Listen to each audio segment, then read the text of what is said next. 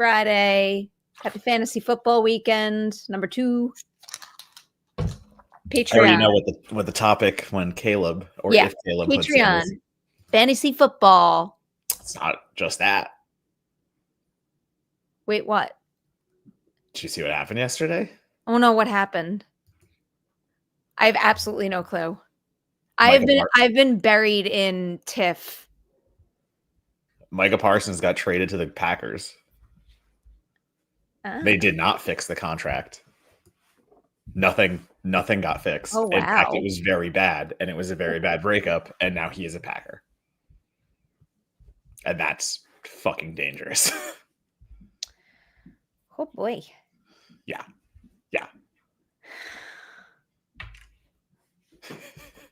Oh wow. I'm like just seeing all these headlines now. It's what it is. Wow. Oh boy. It's what it is. Yeah, this makes me happy. My head was buried in the TIFF sand. I mean, it makes the Packers so much better. I still don't know if the offense can keep up. Obviously, they have a very young locker room. Anyway, that's sports talk. We'll actually, we will get there eventually. Hi, Rogers. Buddy. Did someone just go for a walk? No, Amelia just went outside to get the mail, and he gets freaked. It's okay. It's just a door. There's the door. So we were supposed to, everyone, have a double topic show. We're going to talk a little bit about the Conjuring Last Rites and also KPop Demon Hunters. Because someone's like, I'll watch it now. Yeah. And then I didn't. Someone didn't and watch then I didn't. it. I got home too late last night. And I didn't have time. He just told me now. Yeah. Went ahead all day to change everything. But more importantly, tell everybody how last night went. Like you did a really cool thing for a really good movie and deserve the credit for it. I did the thing you always do. I played Perri for the night. It was a little more than what I like. You hosted a whole big event. Like it was pretty much all on your shoulders. Yeah, it was. Lionsgate was a great partner. Daily Dead, the site I write for, is fantastic. So yeah, no, we just had our little the long walk screening, and we had people showed up. We packed it out. It was perfect. Yeah. Definitely divisive reactions, which was funny to see. Oh, really? I mean, it's the long walk. I mean, it was always going to be divisive. Like we know the kind of movie it is. He got a lot to say about that. But yeah, no, it went very well. I got to talk to producer Roy Lee and do a nice little Q&A afterwards, and yeah, just like some really funny insight into a little things like David Johnson getting cast without anyone seeing Romulus. Like no one even like did that work and like had him like he just put in for it himself and he just won it. Oh, like he just sent in an audition? Yeah. Audition tape goes in. They were just like, "Oh, this guy rules." And I was like, "Did you see Romulus?" And he's like, "No, we saw it after." And I was like, I love that because he fucking deserved it. I'm really hoping I get to see his movie at TIFF. It's got a movie at TIFF. Wasteman, I believe. Let me just make sure I got that title right before I say that. But yeah, Wasteman. I just want to see everything that he does. Literally everything that he does. Good. I got to binge Industry at some point. I'm like pretty well caught up on his filmography, but Industry is my blind spot. Yeah, I've only heard the best things about Industry. Trying to think of other little fun tidbits. Roy did say that there is a more violent version of the film, even. I would believe that. And they had to snip, cut here and there just to like still obviously R-rated, and it's still very aggressive. Very R-rated. But yeah, that was really interesting because I think the film does a good balance of kind of like keeping the gore graphic, but also like not, I don't want to say like unnecessary, like it's never the right word, but like it's never overly gratuitous in the way that takes away from the emotional impact of the film. So I was just trying to do that. But yeah, no, it was a fun little thing. I'm glad, it's fun to host a movie for free and get people just to see it. I do like that. I mean, to add an extra topic, because Collider did host a free screening of this movie, Twinless. Have you seen Twinless? I have not yet. No, it's quite good. You're fantastic things from Sundance too. It was really, really good. The Sundance hype was no joke at all. Dylan O'Brien is excellent in it. For anyone who doesn't know what that movie is, it is written, directed, produced, and stars James Sweeney, and he stars opposite Dylan O'Brien. And Dylan O'Brien plays twins Roman and Rocky, and James Sweeney's character meets Roman at a support group for people who have lost their twin, and it's just about, you know, them kind of Twinless. filling the holes in their hearts by building this friendship together. And I thought everyone was really good in the movie. Dylan O'Brien has one monologue in it that I'm like, well, shit, that's one of the best scenes I've ever seen you do. And I like a lot of his work.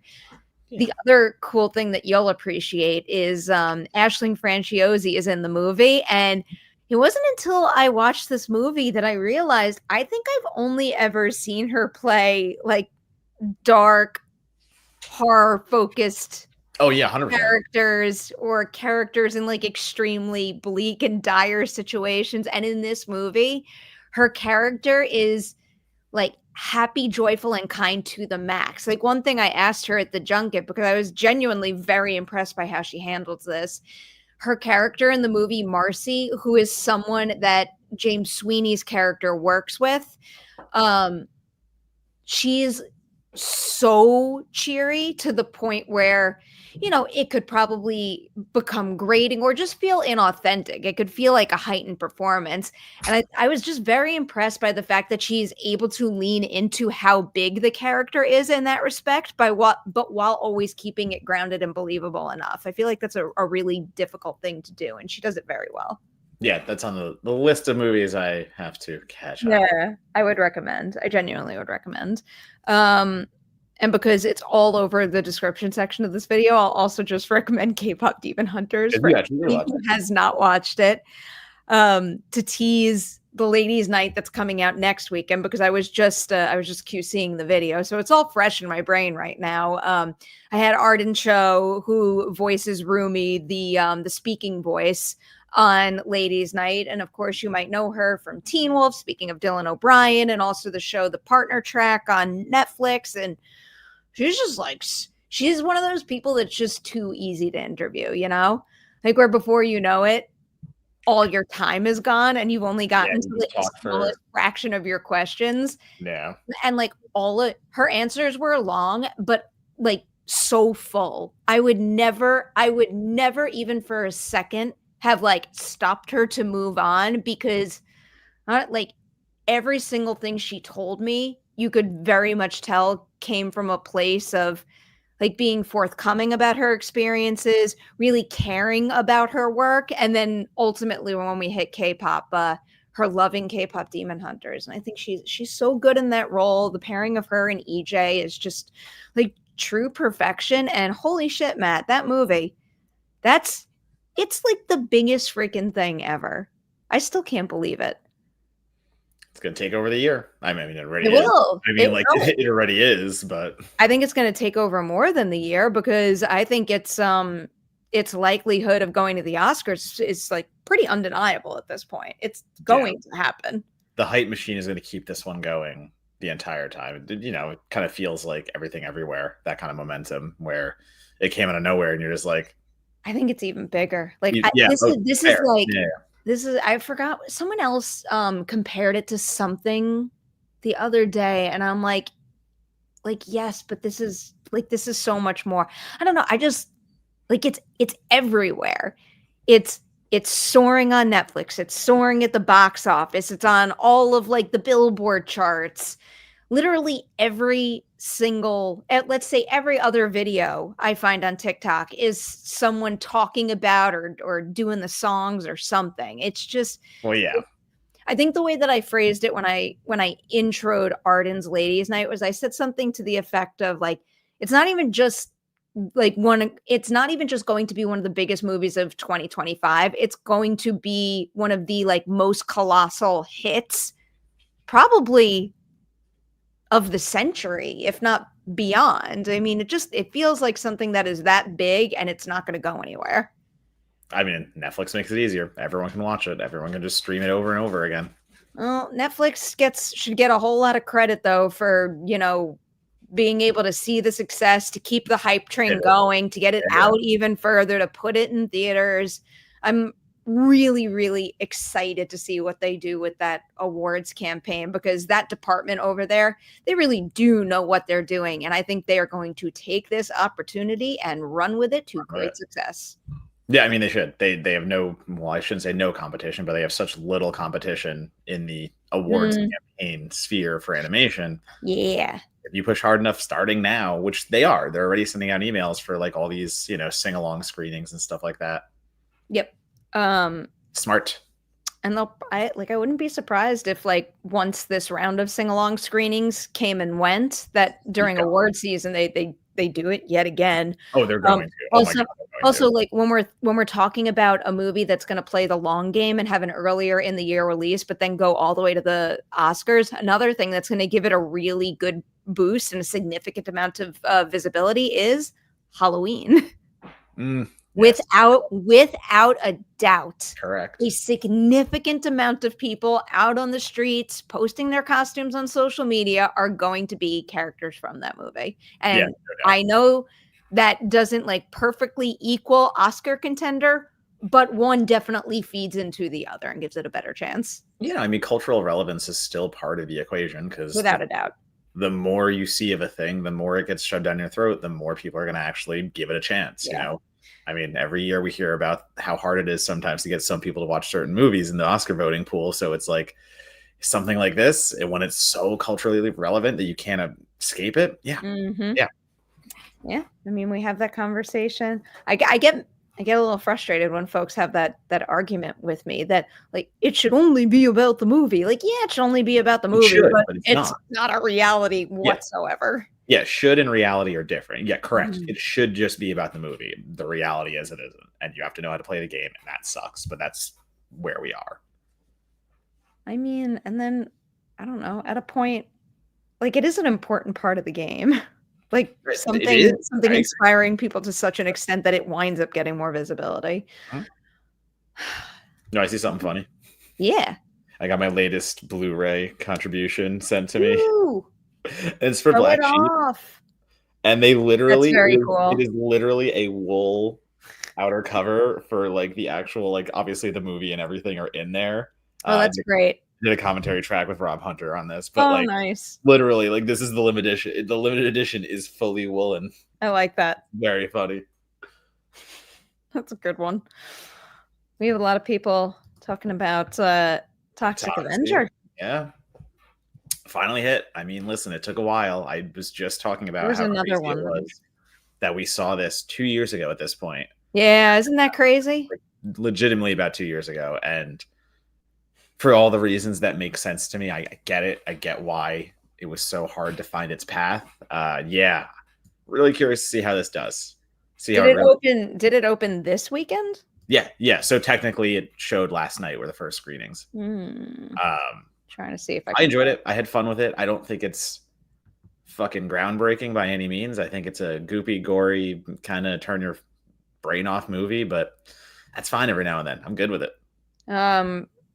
The long range forecasts on Box Office Pro has it opening from 1 to 3 million. Yeah, that tracks.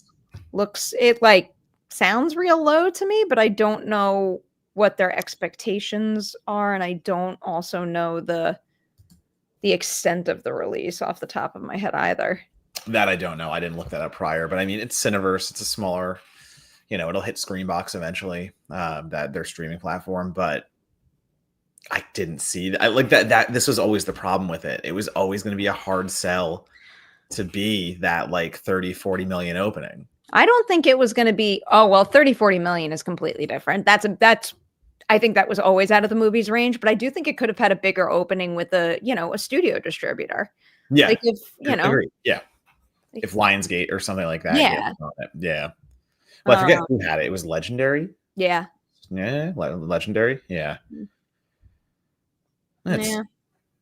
It's just an interesting situation that the movie was thrown into, and you're remaking a trauma movie and you're trying to make it mainstream, and the whole identity of trauma is not being mainstream. So you kind of shot yourself in the foot there, not wrongly. Like again, like there's how much do we know what the production budget was? I heard it was a lot. A lot?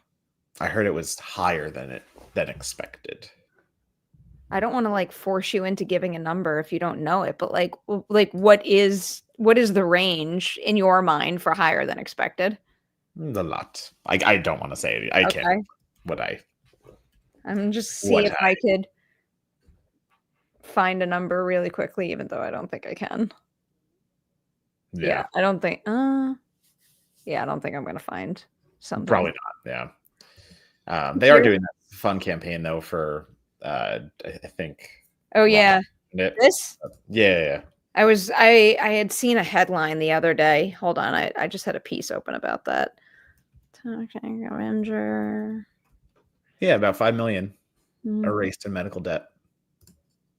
Undue medical debt to erase it. That's cool.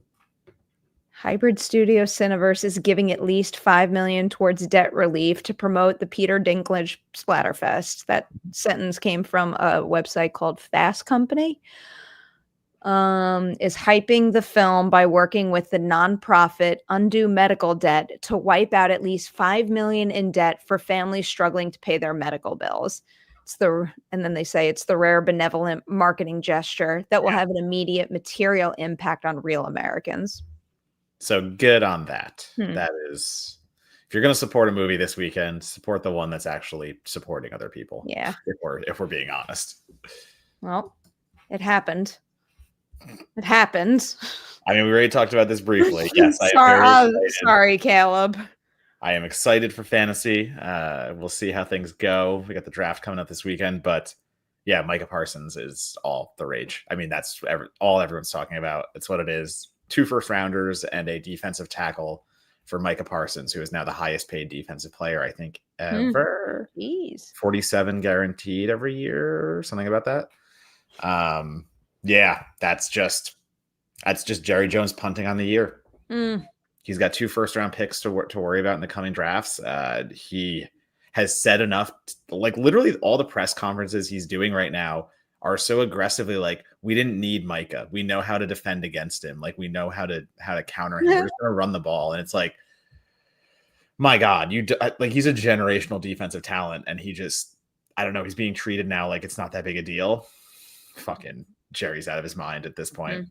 No, sorry. This is such a, cool. And also, who are you going to run against Micah Parsons? Your rookie, Jalen Blue, Javonte Williams, who couldn't win the Denver job. Like you got rid of Rico. Rico's now in Carolina. Yeah. Okay, cool. You took Miles Sanders, who hasn't been a starter for years. Good luck, boys. Sorry, Caleb. Yeah. Sorry, Caleb. On the brighter side of things, how about you tell everybody about your draft in our Film Critics League? I will be obnoxious and tell you one of the only things that I like, a goal that I set for myself is when the first round of projections came in, I just wanted to have a slightly higher score than you. Oh, I didn't even look at my score. I'm looking right now. I have it up here.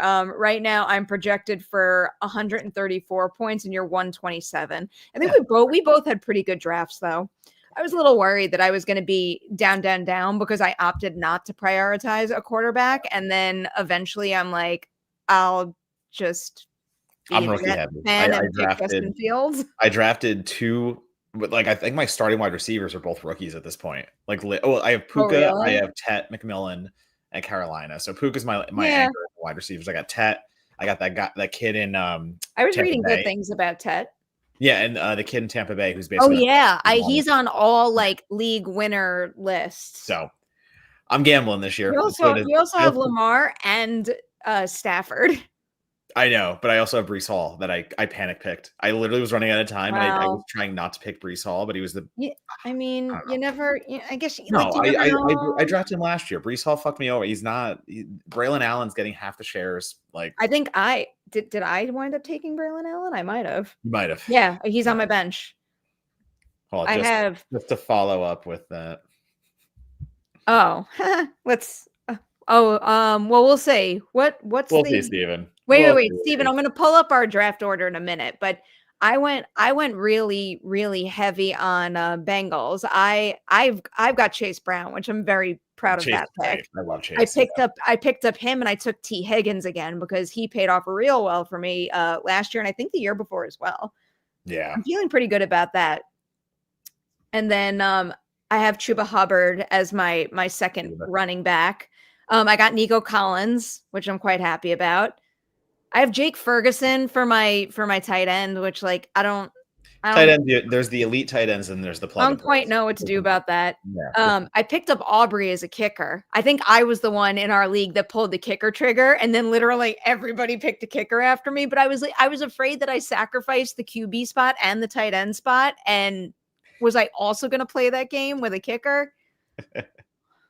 Sorry, I'm just going through the comments as that people are throwing in there. Fucking, I hope the Bengals have a good year. Sorry, like I'm a pro Joe Burrow guy, and like that dude I truly think they will. Their defense. Trey Hendrickson is still like a question mark, basically. I think did he get paid? I don't know. Trey Henderson reveals his next order of business now that he has a new contract. Okay, cool. All right, they at least brought Hendrickson back, but yeah, the defense isn't great. For a tight end, I also have a backup in Brenton Strange, who I think is like potential. Like I was reading some good things, so at least if Ferguson does nothing for me, I have someone to swap. But this weekend is also our Patreon fantasy football draft. It's our 6th season playing now, which is wild. I can't believe we've been doing this for 6 years. That's really cool. I wonder who Amelia is going to pick with her number 1 draft spot again. No, you don't. I love the fact that it's Amelia at number 1 and Christy at number 2 also. Wait, I got to call Steven out. Steven's 1 ahead of me. Steven's 9 and I'm 10. You are high up too, weren't you? You're 6. That's like a good sweet spot. I think I'm kind of fucked at 10. Is Tommy ahead of me? Dude, I don't even know. Because that's the thing. Like I think I know. No, Tommy's number 7. Okay, because I was gonna say I think I know how the draft will go in order, but like with Tommy ahead of me, that's always the wild card. So it's always. I was gonna say maybe because Tommy's number 7, I could think about me kind of being number 9 because like what if dude throws like a curveball in like round 1? Yeah, I don't know. Who knows who could fall to me? We'll see. Yeah, we're gonna have a good time. We're gonna have a good time during this draft. Okay. I don't doubt it. All right. Do we want to talk about The Conjuring? Yeah. All right. No, wait. Yeah. Let me like follow the rule. Oh, the title topic where we have a little title up. The Conjuring Last Rites reactions. Nope, did not spell that right. What'd you misspell? I misspelled the. Of all the words in Conjuring, the Last Rites. It said TH. I get it. Just a typo. Matt, I want you to share your reaction first because I know the reaction and I'm going to spoil it just to say I'm so happy it teeters positive. Yeah, it does. It's fine. Listen, I think this is, without trying to get into spoiler territory, obviously, or anything, just being a basic reaction, I think this is a fine way to end this chapter of the Conjureverse. It's everything I still think about Chaves as a director.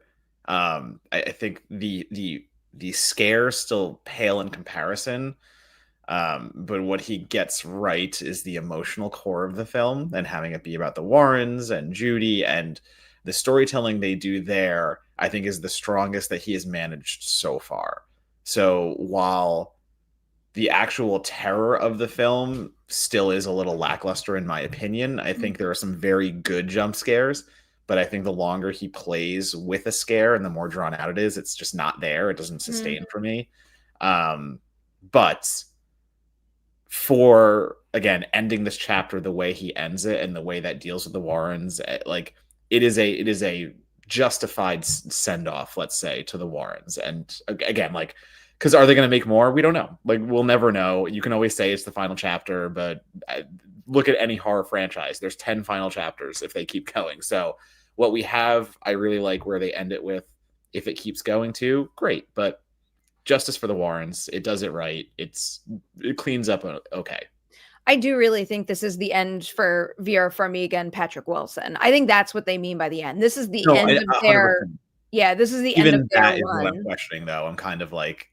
I mean, I'll never completely write off like the two of them doing a cameo in a future film, but I do think this is going to be the last Warren-centric movie we get with the two of them in lead roles. Yeah. I don't think there's going to be another chapter, but I do kind of believe the talk of a Conjuring verse phase 2. I don't really love the phrasing phase 1 and phase 2. Yeah, maybe it's because, Marvel has taken that in one direction, and, not to knock Marvel, because I do think the phases worked really well for a really long time. And then all of a sudden they got like a little wobbly. So I'm just not into that format right now, but I do think there's a lot of potential in another phase of these movies. Also just because I know what the word solid means too. It means solid. It means it's a strong enough film. It played well. I don't know. It means solid. It doesn't have any hidden meaning. I like the movie quite a bit. I love many things about the first two Conjuring movies. Some of the things that I like the most is their heart and their focus on family, both the Warrens and also how invested the Warrens get in the families that they're trying to save. And I think this movie does a solid job of doing that, but also in building their own family narrative as well. One thing that I was extremely impressed by is the addition of Mia Tomlinson as Judy and Ben Hardy as her boyfriend Tony. To be completely honest, if they passed the torch to Judy and that's what phase 2 was, I wouldn't be mad about that. I thought they did a really good job commanding enough of the spotlight, still making sure it was an Ed and Lorraine story, but also making sure their narrative had some real like meat on its bones. And I really loved the idea of watching Judy in particular wrestle with what her parents have passed down to her and what they hold back from her. I think that's a really juicy narrative. The other thing that I loved about this movie, let me just make sure I get both names here right before I say something wrong. And I said this in my reaction on the social platform, so this isn't a spoiler, and also their names are in the credits. One of my favorite things about this movie happened right at the beginning of it. It is seeing a young Ed and Lorraine Warren that wasn't Vera Farmiga and Patrick Wilson under de-aging technology. They found great actors to play them. And now, of course, neither of those actors are named. I mean, like Patrick Little Wilson is... Wait, what? Could be, like, I think his name is Orion Smith.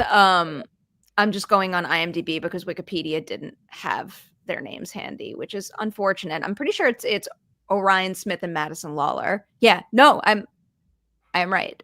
Okay. I am right. I thought both of them were so good. They were both. Orion Smith looks like... It's crazy. He just looks like Patrick Wilson a lot, but I also think the way that Madison Lawler carried herself, in addition to, wearing Lorraine's signature style, I guess. Yeah.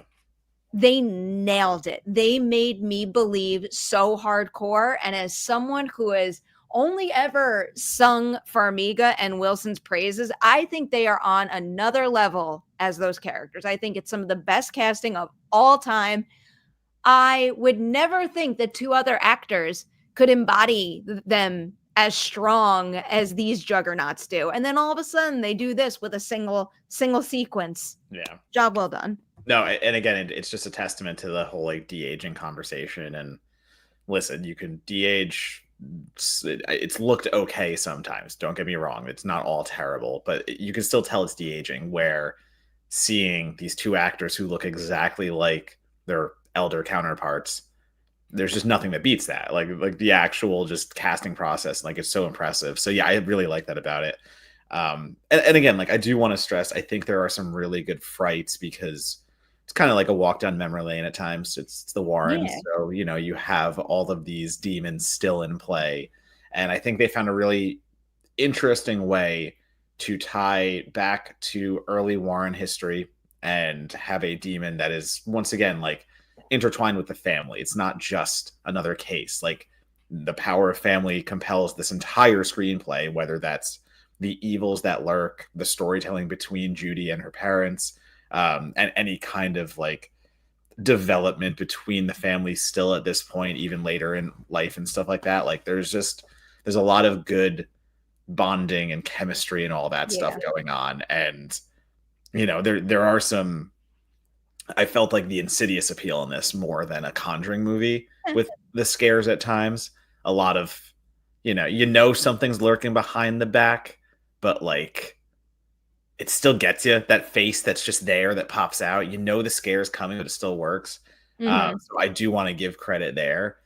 There are some nice allusions to maybe the Crooked Man and some others. Not saying the Crooked Man's in the movie, but just the way that I want a Crooked I Man I movie. still like if there is a phase two, if there is this whole phase two that they're planning, the Crooked Man better be one of those movies because I I'm said curious. that to James Wan in my interview with Right? him. I felt bad. I had to ask James this because I'm curious about this whole phase two idea. So I asked him, if there is a phase two, how might you define phase two in comparison to phase one? And, I get his answer. He doesn't want to kind of put the cart before the horse. But during that part of the conversation, I'm like, whatever you do with phase two, I think it needs to include the Crooked Man. He's well aware of the Crooked Man hype. Again, that is my big like the one that got taken off the slate. I was like, Yeah, God damn, like that I one. really wanted that movie. Also, at our screening, I mentioned this to you. I texted, but it was very funny because James Wan and Peter Safran did a intro, Yeah. and James was like, "Oh, like there's 10 of these movies, right?" And Peter's like, "Oh, like I think there's 9." And James was like, "Oh, I know you guys don't count the La Llorona," but I What was like, is that? What is that? What like they is it? laughed, Why like is it a thing? James Wan literally, and like Michael Chaves is standing right next to them, and like literally James Wan is just like making the joke, like I know you guys don't consider this, but like I do. So like James Wan still counts it as Because it does count. There's character crossover. Like, what world do we live in where that does not count? the one where the studio says fuck off. That's the world we live in. But No. yeah, no, it was very funny hearing that. I do think it, yes, for me. I it's a yes for me. Hmm. I'm just so happy it's a yes for you. Um, just because it was in my reaction, so it doesn't break the rules. My one critical note that I've expressed thus far is that I was super into the Smurl family, and I thought they were doing some really good character building, in particular with the older sisters. And I understand why the narrative veers away from them, but I also think it loses them like a little too fast without giving those characters an ending. And they do it because it's not really their story; it's more the Warren family story. Yeah. But as someone who really likes both families from the first two films and think that those films service the family just as well as they do the Warrens, I would have liked to have seen the Smurl family handled the same way here. And it Yeah, falls a little short. I was just gonna say, like, look at the first two films. Like, they were able to tell a story about the Warrens, but also Yeah. service the actual exorcism and what's happening, like the actual horror element that's going on. Because I do agree with that. I do agree this is definitely the Warrens movie, and it definitely does a lot right in doing so. But there's absolutely an imbalance between the case and the more sentimental moments. Because I do think this is I don't even want to say oddly warm film, but like it is a warmer and sweeter Conjuring Yeah. movie than we're used to, and for reason. Um, I don't know. I think in particular 1 and 2 have a sweet quality. I think Ed and Lorraine always had that baked in as a character. Agree, they have it baked in, but like it's in the forefront here. It's never been in the forefront. Mhm. Like there's a lot more of the I sunshine. guess so. You're probably right. Yeah. You're probably right. But yeah, that's where we stand. And like we're gonna actually do a review of it eventually and get even eventually. Yeah, we gotta figure out when that's happening. That's fair. Next week's TIFF. TIFF. Yeah, that schedule is coming together. I feel like at this point I can name some movies that I would really like to see, and I have my fingers crossed that I will get to see. Has TIFF not yet announced everything? They have, but it's like, I mean, you know how they play the game to a point. Like, yeah. I ask for the tickets that I want. I don't know if I'm actually going to get them. Certain studios are a little more supportive than others in that department. So, oh yeah, my fingers are especially tightly crossed for Wake Up Dead Man, the new Knives Out movie. Mm-hmm. Absolutely. Dying to see that. Oh, could that be a fucking secret? Well, I was thinking that or Frankenstein maybe, because both are playing at TIFF. I do. Ryan Johnson, again, friend of Fantastic Fest. Sorry, not to interrupt, but that you literally just like clued me in. I don't know why I wasn't thinking of that. If it's already made its premiere, yeah, I think that's a real possibility. That and Frankenstein. I feel like I'm just naming all Netflix movies. I really want to see Nouvelle Vague, the Linklater movie. I want to see Steve. I want to see Eternity. I want to see Ballad of a Small Player, the Colin Farrell movie. Yeah. I mentioned Wasteman earlier simply because David Johnson is in it. I want to see Maud Apatow's directorial debut, Poetic License. Hedda, Nia DaCosta's new movie, Hedda Gabler adaptation that puts a very different kind of spin on that material, and I'm looking forward to just like seeing her style back on the big screen. Yeah. I think that's all I'm going to think about right this second. That's fair. But I definitely named more than last time. Yeah, I'm curious. I mean, again, Frankenstein and the new Knives Out seems so primed to be Fantastic Fest secret screenings, almost to the point where I feel like if they're just playing TIFF and premiering there, like, would it make sense for them to come to Fantastic immediately after? But those, I mean, again, two friends of the festival, like all that stuff. I'm curious there. I'm quite curious too. I'm trying to think of how many Saturday night, Better Man. Oh, speaking of Better Man, could do an unboxing on camera. Wait, maybe I can't. I don't know if I can get this open actually. No, I can. It's like tape. I'm going to make a really obnoxious noise by taking the tape off. Hold on. I mean, that's literally. Did you just mute yourself so it didn't crinkle into the microphone? No, it's like tape.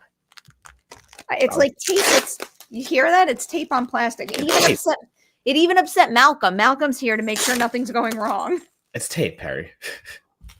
You muted yourself for a cough before. No, I sneezed. Oh, that's a full-on sneeze. I'm not gonna sneeze. Your sneezes sound like coughs, so I wouldn't know. You could hear that through the muted microphone. You see my box quote?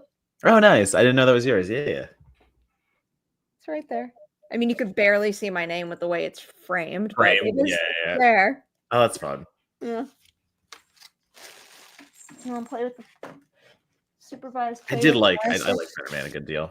I loved Better Man. I thought that movie deserved way more credit than it got. Yeah, I agree with that. And I quite enjoyed seeing it at Fantastic Fest, no matter what anybody says about is it or is it not a Fantastic Fest movie. Yeah, oh no, I listen, I get that there were surprises and I get all that stuff happened, but at the end of the day, like, I did get to see it there, so that was fun. I'm checking to see. We'll take a bunch of your live chat questions. We got a little time, so if anybody wants to ask questions, now's the time. Can't you just buy the tickets to the shows you want? No, because there's limited tickets to everything. One of the most challenging things, even with a press a press badge is you get a ticket allotment, but you know, like we're all assigned particular days and times where we're able to access like the ticket portal, and consistently every single year, by the time I get access to that portal, all the tickets that I either want or even can attend for that matter are often gone. Yeah. So Exactly. that is a challenge. Hyped for Hedda. Oh, this is interesting. Oh, I didn't even look. Yeah. Well, because Venice is going on and Telluride starts soon. So Yeah. the award season race is gonna come into focus big time soon. Yeah, I mean, how many Oscar contenders do we see start with a low I think the last I checked, this movie is rotten. 50%, 100%. Oh, Yeah. it went up a little bit, but that still is rotten. Yeah, it's interesting. Oh, I didn't mention this one. Carolina Caroline. This is easily one of Yeah. my most anticipated movies of the whole festival. I love this team so much. Adam made one of my favorite movies in recent years in Dinner in America. Obviously, Kyle was in that. I love Samara and everything. This one, without a doubt, is a top priority for me to cover. Nice. I'm so excited. I'm so excited. Lots of cools. Yeah, sorry, I'm just looking at the Luca reactions. Yeah, that's a straight 50%. Not looking that good. Yeah. I didn't see this. What? There's no fucking way, really? I did not see this. I didn't see that either. I will not that I don't want to imply that I don't believe them, but I'll be shocked. No, it's very right. Broke 16 minutes before deadline. Good call. Was it MK Songbird that put that in? Yep. Yeah.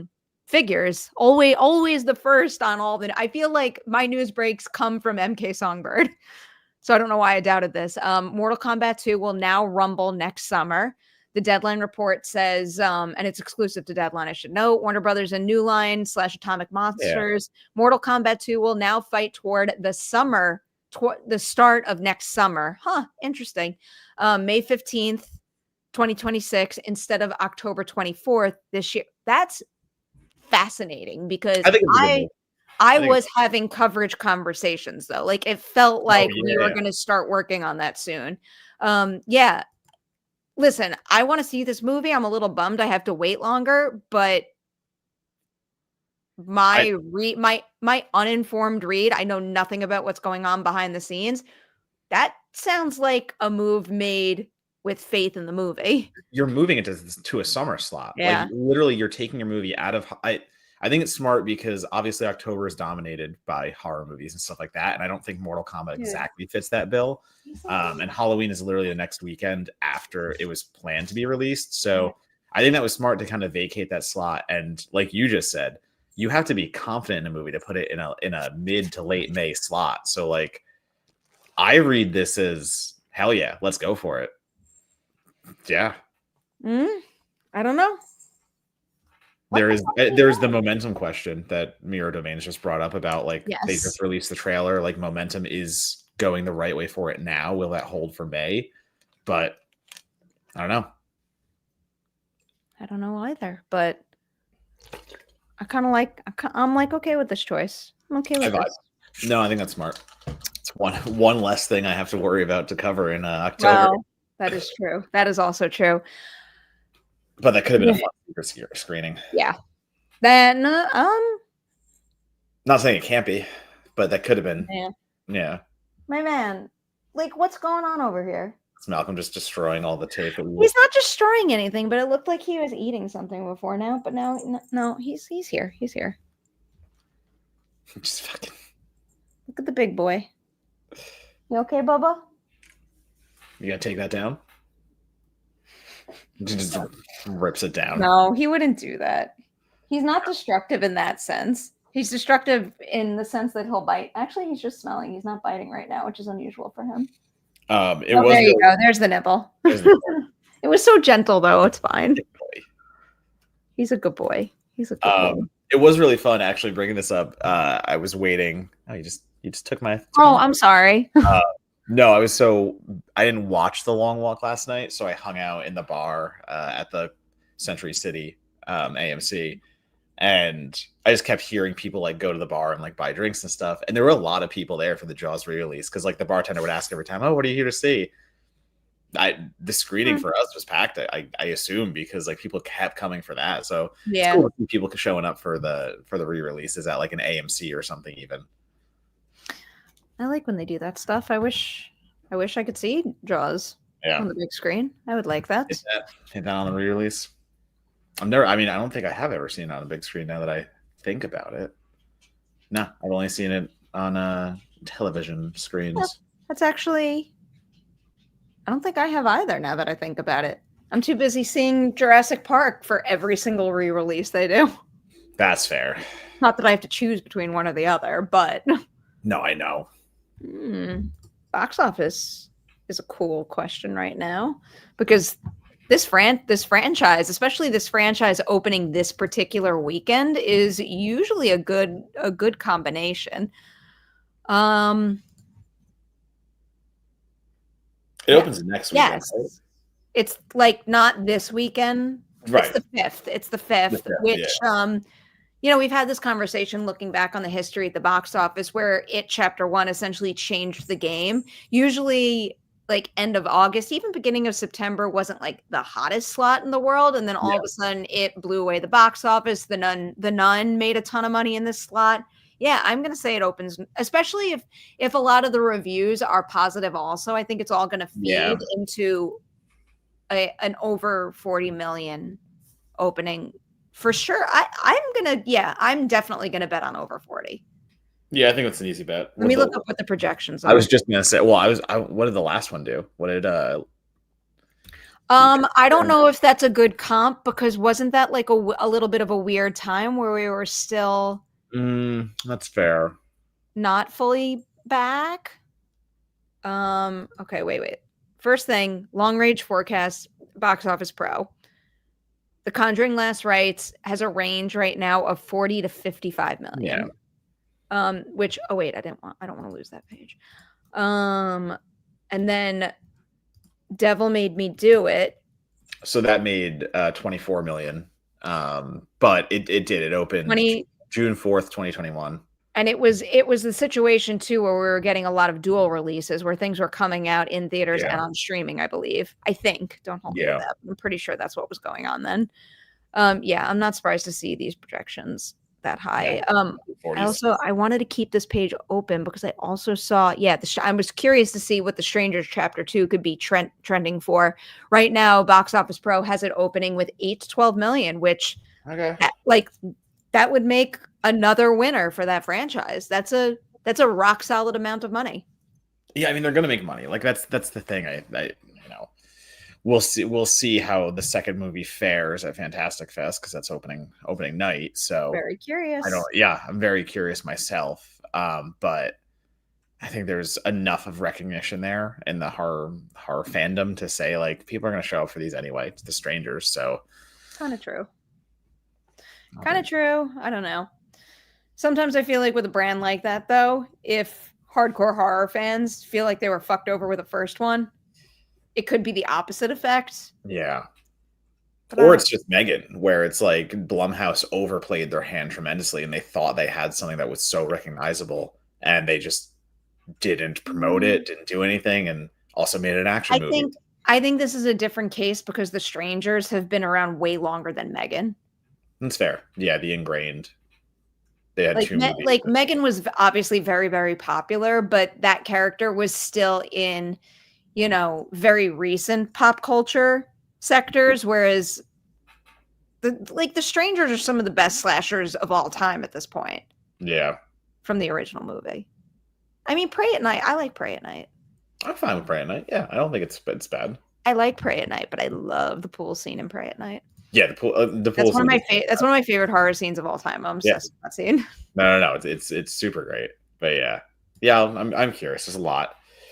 There is a lot I am curious about at Fantastic Fest. Where me too. It's got a really good lineup, but like it's got a lot of gambles. Got a little bit. I want things to be good, obviously, and that's forever a critic thing. But more than anything, Matt, I just want VHS Halloween to be good.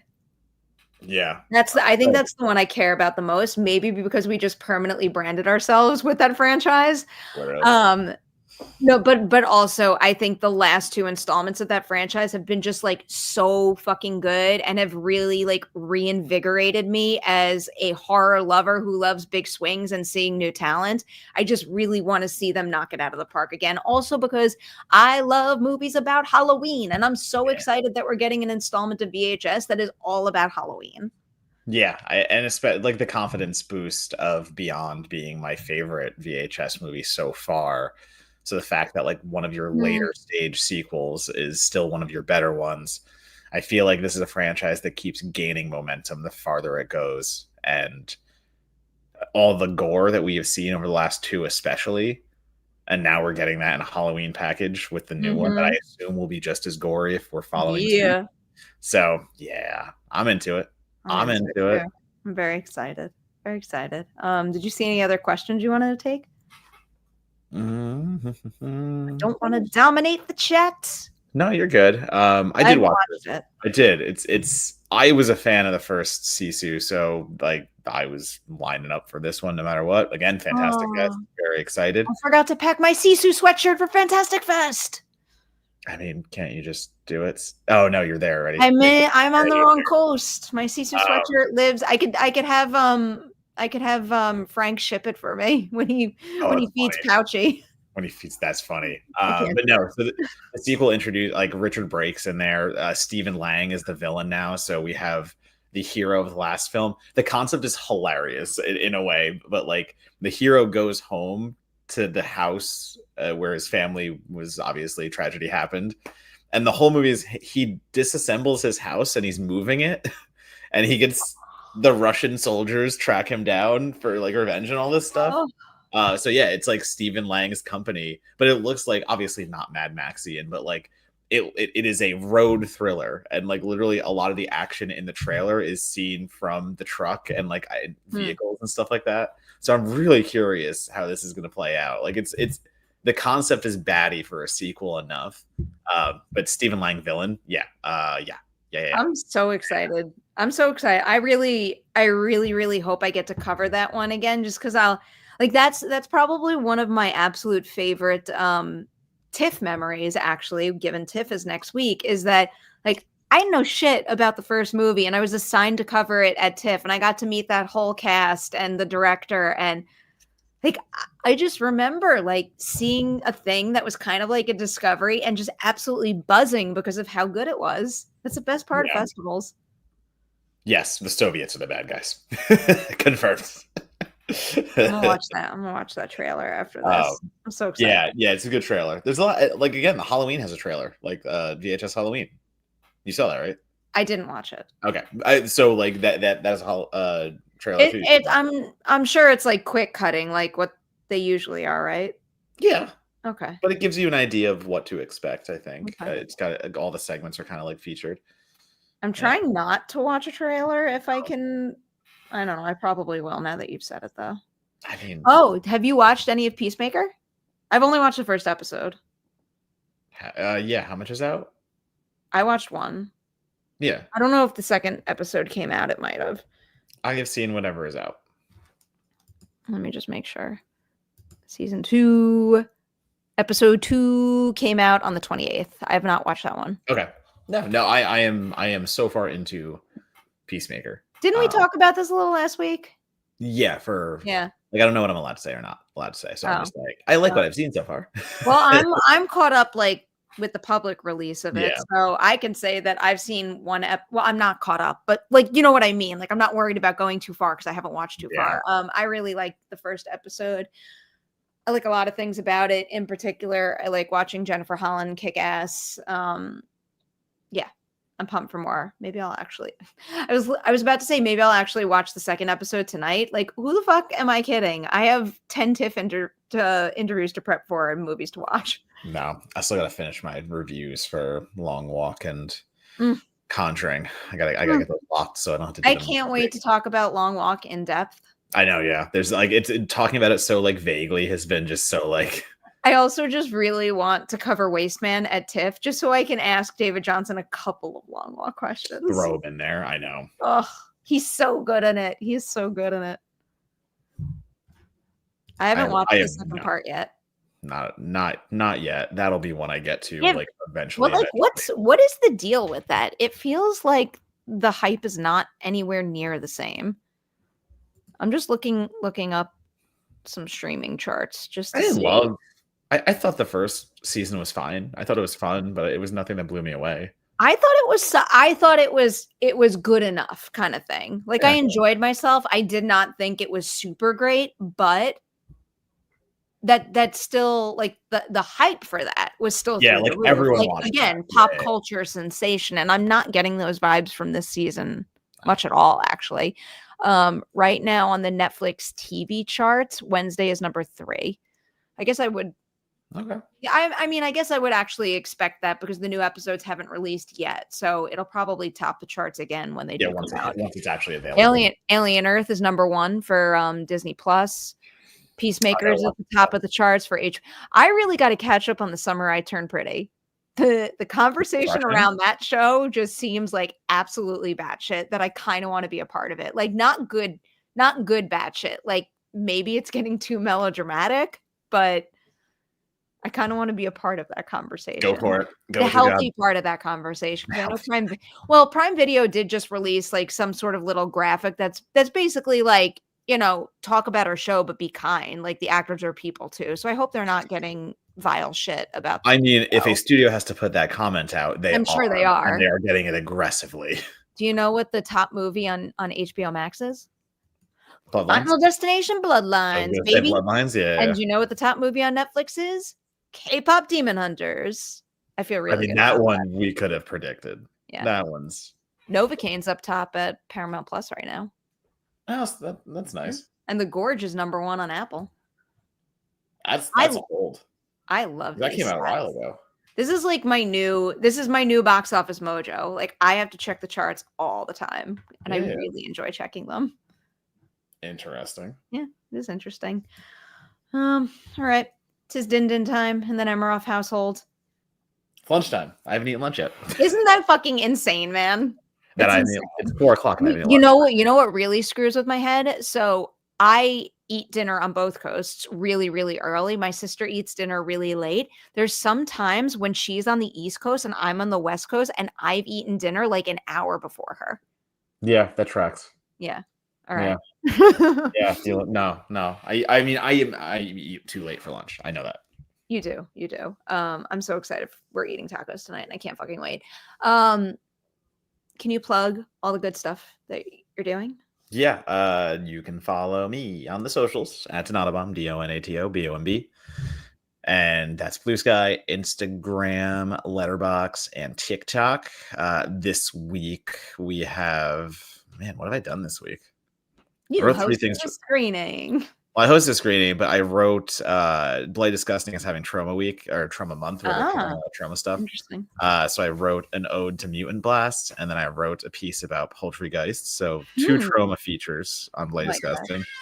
And then there's also my remake column where I wrote about the Toolbox Murders, which I had never seen either of them. So that was a fun little thing to write about an unfortunate Tobe Hooper movie. But yeah, Donatobomb, DONATOBOMB. Me, go follow. Yep, do that. I will stick to promoting Ladies Night. So I already told you the K-Pop Demon Hunters Ladies Night with Arden Cho is going to be released next weekend. The one that we released today is actually, I wish I talked about this movie a little bit. It's with one of my favorite people to talk to for many, many years right now, Jane Levy. I had her on the show for a movie called A Little Prayer, which you might have heard about from Sundance 2023. So that was a while ago. The movie played at Sundance 2023. It got a very positive response, and pretty soon after the festival, I believe, Sony Pictures Classics swooped in and picked up its worldwide distribution rights. And usually when something like that happens, you start to get some early award season chatter. And the movie was getting it, in particular for David Strathairn's lead performance. And he's exceptional in the movie. But apparently what happened was the deal never solidified, and it fell apart during the dual strikes. And then the rights reverted back to the filmmakers. And then Music Box Film heard about that, and they swooped in and picked it up, and they're the ones giving it a release this weekend. And I can't recommend the movie enough. If you're looking for something that isn't, maybe the widest possible release, something to check out and give a shot, I would be shocked if I sent you to that movie and you came back and were like, that sucked. It's just like, it's got a big old beating heart. I love Jane Levy's character in the movie, and she's got a lot of scenes that are really great, but there's one particular performance beat of hers. You can watch a clip of her talking about it on my socials right now, where like breathtaking performance. So good. So A Little Prayer, highly recommend getting a ticket. That's it. That's what I got. That's it. All right. Plugs we're out of here. To everybody from the Patreon Fantasy Football League watching right now, we will see you on Sunday and we'll destroy you. Legitimately, though. Was that intimidating? Did you No. believe me? Okay. No. Yeah, that's pretty much where my life lives. Tarina. Sorry, we're just signing off, Tarina. We love you. All right. We'll see you maybe not next weekend because I'll be in Toronto, but at a very soon-ish date for a brand new Merri Hour. Okay, bye. Bye, everybody. Happy weekend.